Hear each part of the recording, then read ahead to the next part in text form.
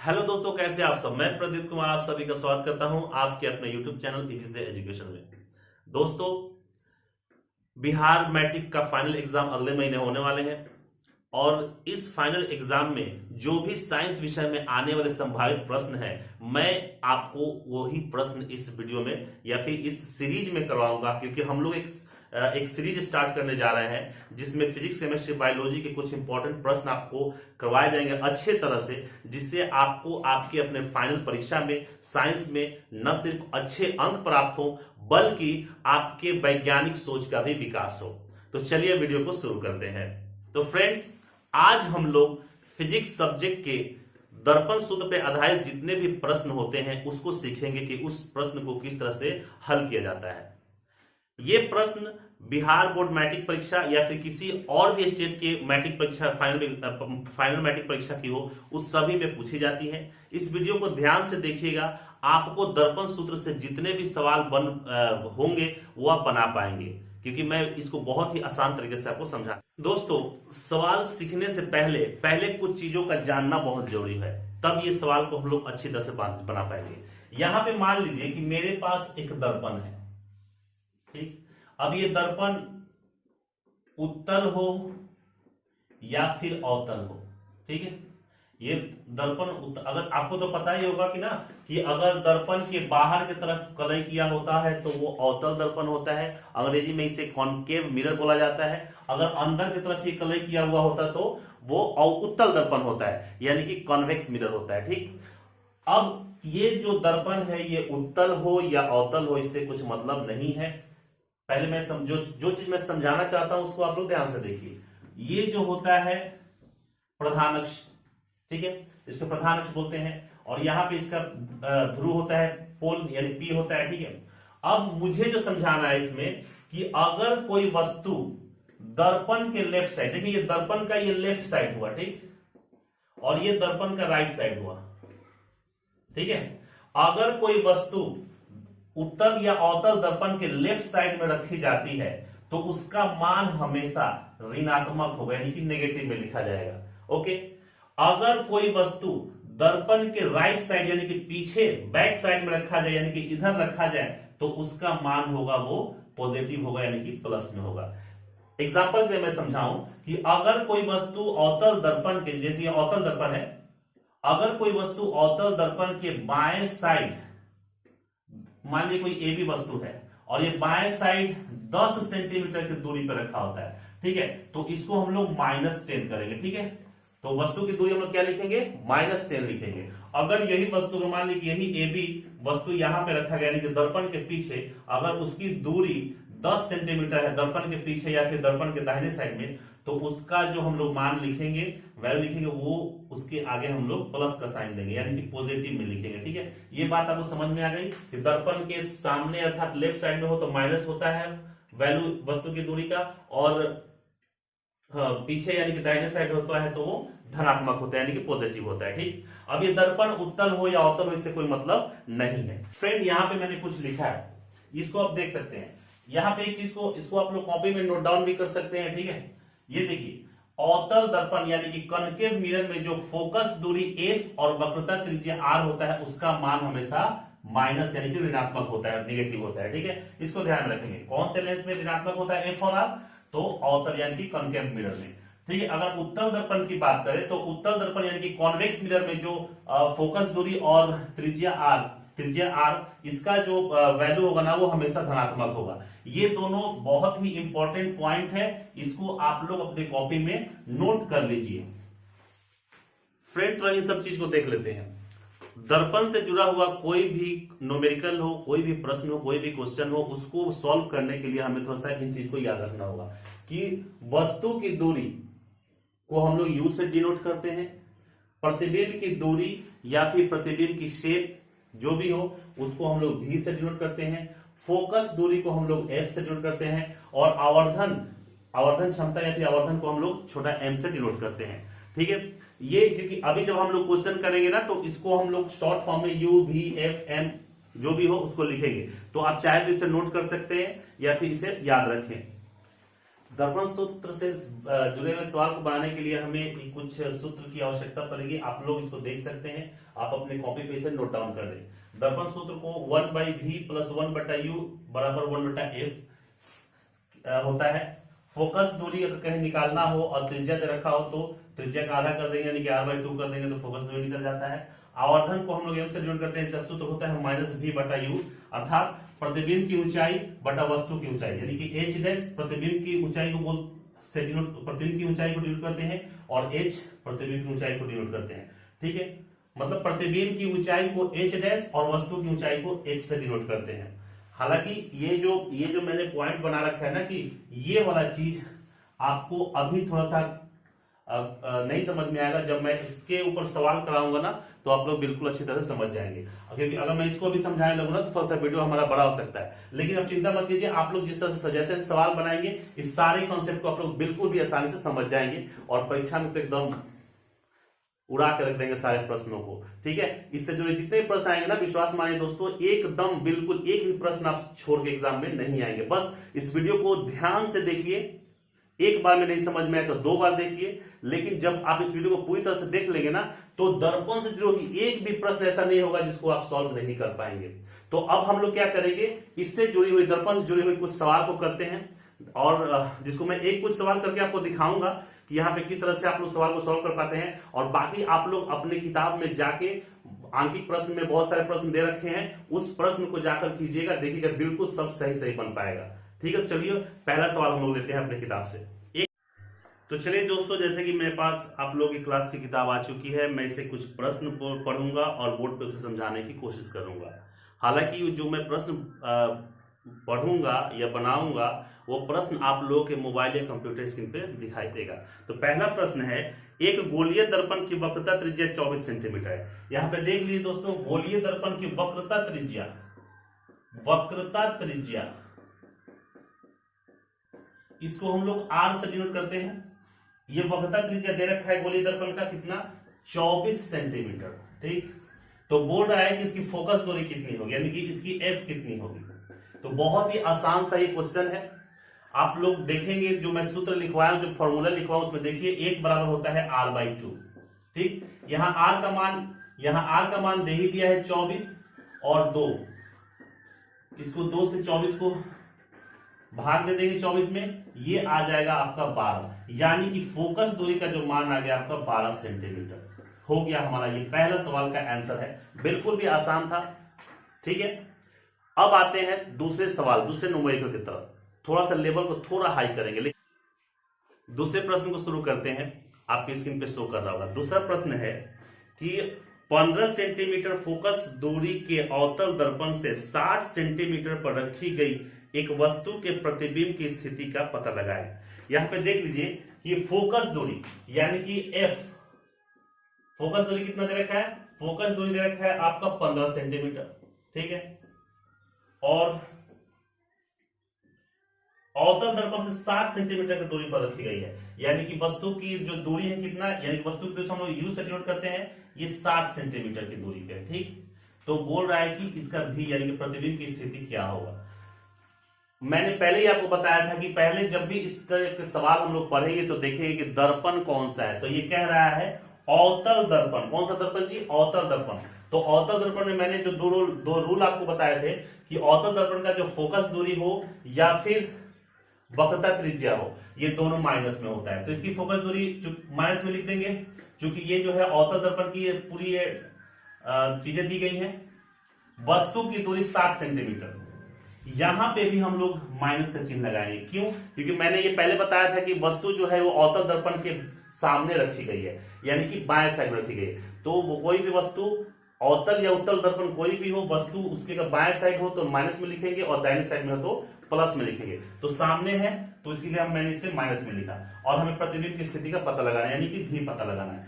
तो दर्पण सूत्र क्या हमने पढ़ा था, दर्पण सूत्र हमने देखा था, ये होता है 1/v प्लस 1/u बराबर 1/f। ठीक है, इसको सॉल्व करते हैं, हमें v निकालना है ना, तो v को यहीं पे रहने देते हैं। ठीक है, और 1/f, और ये 1/u इधर आ जाएगा ना, तो प्लस में था तो ये 1/u माइनस में रहेगा। मतलब जिसको निकालना होगा ना उससे हम लोग लेफ्ट साइड में रखेंगे और जिसको जो आंकड़ा दिया होगा उसको हम राइट साइड में रखेंगे, सॉल्व कर लेंगे। ठीक है, तो यहाँ पे देखें 1/v 1/f, f का मान कितना दे रखा है -15 सेंटीमीटर। ठीक है, और माइनस 1/u, u का मान दे रखा है -60। अच्छा यहाँ पे एक चीज देखिए, ये माइनस और ये माइनस, क्या मैं इसको प्लस कर सकता हूं? माइनस माइनस प्लस हो जाएगा। ठीक है, अब इसको हम लोग वही भिन्न का जो जोड़ होता है उसको कर देंगे। 15 का एलसीएम 60 होता है, तो 15 चौके 60 यानी कि -4 अब प्लस 60 एकदम 60 यानी कि 1, यानी कि ये अगर देखा जाए तो -4 + 1 होता है आपका -3/60, यानी कि 1/v = -3/60। ठीक है, यहां पे इसको काटेंगे तो ये 20 × 60 यानी कि -1/20।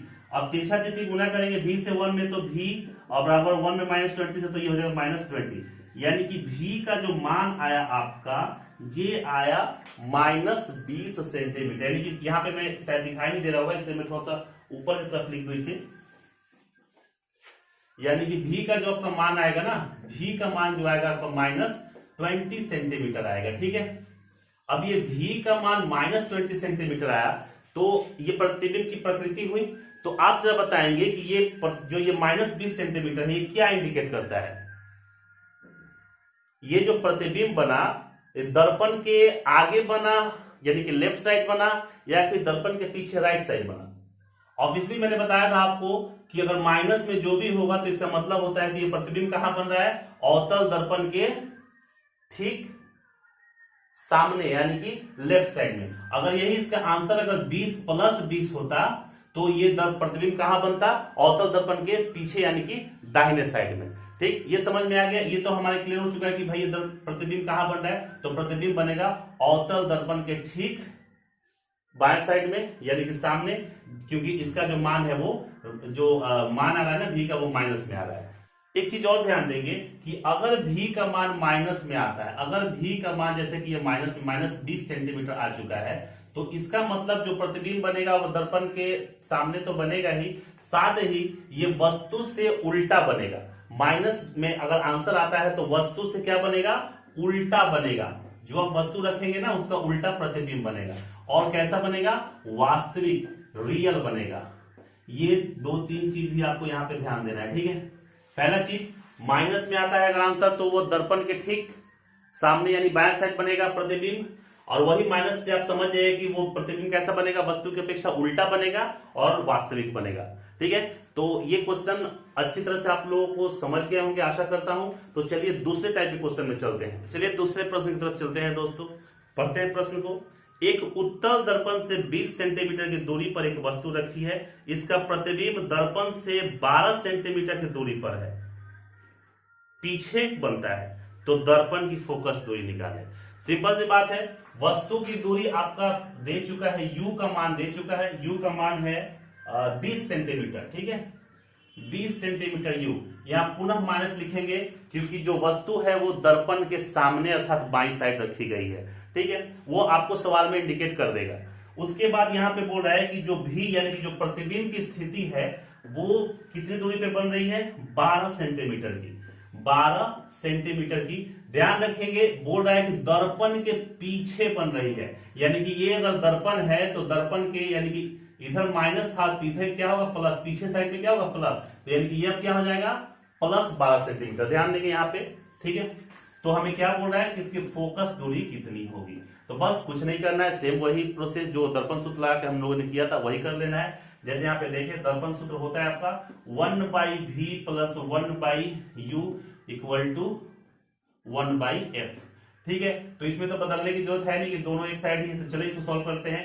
1/v का मान आपको +12 सेंटीमीटर देखना है, यहाँ पे आप लोग प्लस लिखिएगा ताकि समझ में आएगा ना कि प्रतिबिंब जो बन रहा है वो दर्पण के पीछे बना है 12 सेंटीमीटर पे। ठीक है, इसलिए चिन्ह का बहुत इंपॉर्टेंट होता है इस टाइप के प्रश्न में। प्लस 1/u का, u का मान दीजिए -20 सेंटीमीटर है ना, तो यहाँ पे अगर मैं -20 सेंटीमीटर लिखूं तो इसको मैं यहीं पे कर सकता हूं ना, प्लस माइनस इसको हम लोग माइनस कर सकते हैं, बराबर 1/f। सॉल्व कर लेते हैं।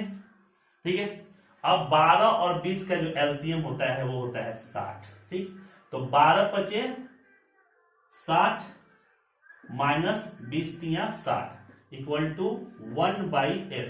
ठीक है, 5 में से 3 गया तो ये बचा 2/7 बराबर 1/f। ये कटेगा 30 बार में, तिरछा तिरछी गुना करेंगे, f में 1 से तो f होगा और 30 में 1 से तो करेंगे 30, यानी कि प्लस में 30 आ रहा है। ठीक है, इसको ध्यान देंगे। ठीक है, आंसर जो फोकस दूरी आया ना, ये फोकस दूरी हमारा आया प्लस 30 सेंटीमीटर। ठीक है, जिस भी प्रश्न में फोकस दूरी निकालने के लिए कहेगा उसमें वस्तु की प्रकृति आपको नहीं बतानी, क्योंकि वो ऑलरेडी दिया हुआ है, दूरी भी नहीं बताना है। हाँ, लेकिन इसमें सिर्फ आप फोकस दूरी से एक चीज का जरूर पता लगा सकते हैं कि ये दर्पण कौन सा है। तो फोकस दूरी जब 30 सेंटीमीटर आया ना प्लस में, तो यानी कि ये कौन सा दर्पण होगा, उत्तल दर्पण। ठीक है, इससे आप फोकस दूरी से दर्पण के बारे में पता लगा सकते हैं। फोकस दूरी या वक्रता त्रिज्या अगर प्लस में आता है तो ये उत्तल दर्पण होगा, अगर माइनस में आता है तो अवतल दर्पण में होगा। ठीक है दोस्तों, मैं एक चीज आपको बता दूं कि इस टाइप के प्रश्न में जब बनाते समय ना आप लोग चिन्ह का ध्यान रखेंगे। प्लस है तो प्लस का चिन्ह लिखिएगा, जैसे प्लस 12 सेंटीमीटर, ये नहीं खाली हम 12 सेंटीमीटर लिख दे मेरा काम चले, नहीं, इसको आपको इंडिकेट करना पड़ेगा 12 सेंटीमीटर। ये बहुत इंपॉर्टेंट होता है। ठीक है, तो चलिए इस तरह का सवाल आपको समझ में आ गया होगा। नेक्स्ट चलते हैं अगले सवाल की तरफ। दोस्तों, नेक्स्ट जो प्रश्न है हमारा, एक अवतल दर्पण के सामने उसके अक्ष पर 10 सेंटीमीटर पर दूर रखी वस्तु का 3 गुना आवर्धित वास्तविक प्रतिबिंब बनता है, प्रतिबिंब की स्थिति क्या होगी। ठीक है, यहां पे आप देख सकते हैं कि यहाँ पे वस्तु की दूरी दे रखी है कितनी, 10 सेंटीमीटर। तो आप बताएंगे कि ये अवतल दर्पण है तो u का मान 10 प्लस में होगा या माइनस में, ऑब्वियसली माइनस में ही होगा। अच्छा, यहां पे बोल रहा है ना कि 3 गुनी। अब देखिए यहां पे थोड़ा सा सवाल का टाइप थोड़ा चेंज हो गया। अब यहां पे 3 गुना जब भी किसी भी प्रतिबिंब का साइज आकार की बात की जाती है तो यानी कि वहां पे आवर्धन की बात की जा रही है। ठीक है, तो यानी कि आवर्धन को हम लोग m से डिनोट करते हैं। कितना दे रहा है, 3 गुना, तो ये भी -3 ही होगा, ये भी होगा -3, क्योंकि जब ये वस्तु की दूरी माइनस में है तो जो प्रतिबिंब बन रहा है वो भी माइनस में होगा यहाँ पे, चूंकि अवतल दर्पण है। ठीक है, अब देखते हैं थोड़ा सा कि अब आवर्धन तो बोल रहा है कि v का मान कितना होगा। ठीक, यानी कि प्रतिबिंब की जो स्थिति क्या होगी। ठीक है, यानी कि v बराबर पूछ रहा है वो। तो यहाँ पे आपने एक चीज देखा कि इसको यहाँ पे अगर हम दर्पण सूत्र लगाते हैं, यानी कि 1/v प्लस 1/u बराबर 1/f, तो ये हमें u तो मिल जाएगा, मेरे पास v भी नहीं है और f भी नहीं है, तो वो सूत्र यहाँ पे हमारा काम आने वाला नहीं। यहाँ पे हमारा कौन सा सूत्र काम आएगा, तुरंत दिमाग में दोहराएंगे, m बराबर होता है -v/u। ठीक है, क्योंकि m हमारे पास है, u हमारे पास है, तो v हम लोग आसानी से निकाल सकते हैं। ठीक है, तो चले यहाँ पे m का मान दे रखा है तो -3 माइनस ये माइनस, और v का मान कुछ नहीं है तो v को v ही रहने देते हैं, और ये प्लस u है तो u का मान है यहाँ पे -10। ठीक है, तो ये माइनस यहाँ पे कैंसिल हो जाता है, तो अब ये गुना हो जाएगा ना 10 या 30, यानी कि v बराबर हो जाएगा -30। आ गया हमारे पास v का मान। अब ये माइनस क्या इंडिकेट करता है कि जो प्रतिबिंब की स्थिति कहां बनी, प्रतिबिंब की स्थिति बनी दर्पण के सामने 30 सेंटीमीटर की दूरी पर। जब हम आंसर लिखेंगे ना तो माइनस ऐसे नहीं लिखेंगे प्रतिबिंब की स्थिति -30 सेंटीमीटर दर्पण के सामने बनी, वहां पे हमें लिखना पड़ेगा, वहां भी माइनस की जरूरत हमें नहीं है, बस इतना ही लिख देंगे कि प्रतिबिंब दर्पण के सामने यानी कि बाएं साइड 30 सेंटीमीटर की दूरी पर बनी। कैसी बनी, उल्टी बनी क्योंकि माइनस में है, और वास्तविक बनी। टाइप का सवाल देखते हैं, इसमें दे रखा है कि 9 सेंटीमीटर ऊंची एक वस्तु 18 सेंटीमीटर फोकस दूरी वाले अवतल दर्पण से 27 सेंटीमीटर की दूरी पर दर्पण के सामने रखी गई है। एक पर्दे को कहां रखा जाए कि वस्तु का स्पष्ट प्रतिबिंब उस पर प्राप्त हो। तो प्रतिबिंब का आकार और प्रकृति क्या होगी। यहाँ पे जो प्रतिबिंब बन रहा है उसका आकार भी पूछ रहा है और उसकी प्रकृति यानी कि भी पूछ रही है। ठीक है, तो यहाँ पे देखिए वस्तु की ऊंचाई, यहाँ पे वस्तु की ऊंचाई जिसको हम लोग h से डिनोट करते हैं वो दे रखा है कितना, 9 सेंटीमीटर। ठीक है, वस्तु की ऊंचाई 9 सेंटीमीटर दे रखा है। उसके बाद फोकस दूरी भी दे रखा है, यानी कि आपका एफ भी दे रखा है, एफ दे रखा है 18 सेंटीमीटर, 18 सेंटीमीटर। तो जरा बताएंगे एफ प्लस में होगा माइनस में? ऑब्वियसली माइनस में होगा, क्योंकि दर्पण कौन सा है जी? तो दर्पण अवतल दर्पण है। यू का मान भी हम लोग रखेंगे, दे रखा है आपके सवाल में 27, यानी कि इसको लिखेंगे -27 सेंटीमीटर, क्योंकि ये भी वस्तु के दर्पण के सामने रखी गई है, ठीक है। अब हम लोग निकालते हैं यहां से एफ और यू हमारे पास दे रखा है, तो यहाँ पे पहला नंबर की भी पूछ रहा है क्योंकि प्रकृति पूछ रहा था, और दूसरा एच डैश ये भी, ये दोनों पूछ रहा है कि ये दोनों क्या होगा, ठीक है। एच डैश का मतलब है कि प्रतिबिंब का आकार, ठीक, और तो प्रकृति तो भी और आकार के बारे में एच डैश को निकालने के लिए बोल रहे हैं, ठीक है। तो हम चलिए बहुत आसानी के साथ, तो अब इसको थोड़ा सा मिटाते हैं हम लोग। एफ और यू दे रखा है तो भी पहले हम लोग आसानी से निकाल सकते हैं, ठीक है। तो चलिए दर्पण सूत्र का इस्तेमाल यहाँ पे करेंगे हम लोग। तो दर्पण सूत्र वही है 1 बटा, दर्पण सूत्र एक सेकंड रुक जाएंगे थोड़ा,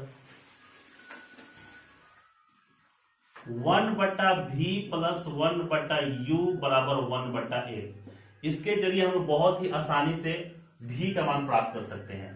तो 1 बटा भी को यही रहने दें, और 1 बटा एफ और 1 बटा यू को लेके आएंगे तो -1 बटा यू यहाँ पे हो जाएगा। इसको सॉल्व कर लेते हैं। तो 1 बटा एफ यानी कि 1, और एफ का मान देखिए -18 सेंटीमीटर दे रखा है, और माइनस यू का मान -1 बटा यू, तो यू का मान यहाँ पे, अब ये यू है, यू का मान यहाँ पे -12 सेंटीमीटर, -27 दे रखा है ना, तो -27, तो ये माइनस यहाँ पे मैं इसको प्लस कर दूं, आप लोग अपना कर लीजिएगा, ठीक है। उसके बाद में चलिए यहाँ पे सॉल्व करता हूँ। 1 बटा भी बराबर 18 और 27 का जो एलसीएम होता है ना, 18 54, ये 54 होता है, ठीक है। तो ये 18 54 यानी कि -3 प्लस 27 गुना का 54, ठीक है। तो यानी कि 1 बटा भी बराबर आपका हो जाएगा, 3 में से 2 गया, 1 बटा 54, -1 बटा 54, ठीक है। यहाँ पे बड़ा का चीज देते हैं। तो यानी कि अगर भी की बात करें तो ये तिरछा तिरछा गुना होगा ना, तो भी बराबर हो जाता है आपका -54 सेंटीमीटर। भी का मान कितना आ गया? -54, यानी कि भी -54 आ गया। तो पहला का इसमें 2 क्वेश्चन पूछ रहा था। पहला की जो प्रतिबिंब की प्रकृति क्या है, तो आप देख सकते हैं, यहां से प्रकृति लिख सकते हैं। माइनस में आया है तो प्रतिबिंब कितना दूरी पे बना है, माइनस में आया, इसका मतलब प्रतिबिंब दर्पण के सामने बना है, ठीक है। और कितने दूरी पे बना है भाई? तो 54 सेंटीमीटर की दूरी पे बना है। कैसा बना है? तो वास्तविक बना है और उल्टा बना है, ठीक है। अब यहां तक मेरा पहला क्वेश्चन का आंसर मिल गया। अब याद कीजिए, मैंने आप लोगों को बोला था कि एच डैश, अब इसमें एक सवाल और बोल रहा था कि एच डैश क्या होगा। तो मैंने आप लोगों को याद होगा कि मैंने एक सूत्र लिखवाया था, आवर्धन एम बराबर होता है -भी बटा यू बराबर एच डैश बटा एच। मैंने इस तरह से कुछ, ठीक है। ये आप देख सकते हैं, यहां एम को आप हटा दीजिए। अब यहां पे माइनस भी का मान आपका आ चुका है, सॉरी एक सेकंड रुकिए, पहले हमें ना इसको तिरछा तिरछी गुना कर देना होता है, ठीक है। तो अगर हम तिरछा तिरछी गुना करते हैं तो ये एच डैश को यू से गुना करेंगे तो यह हो जाएगा आपका एच डैश यू, ठीक है।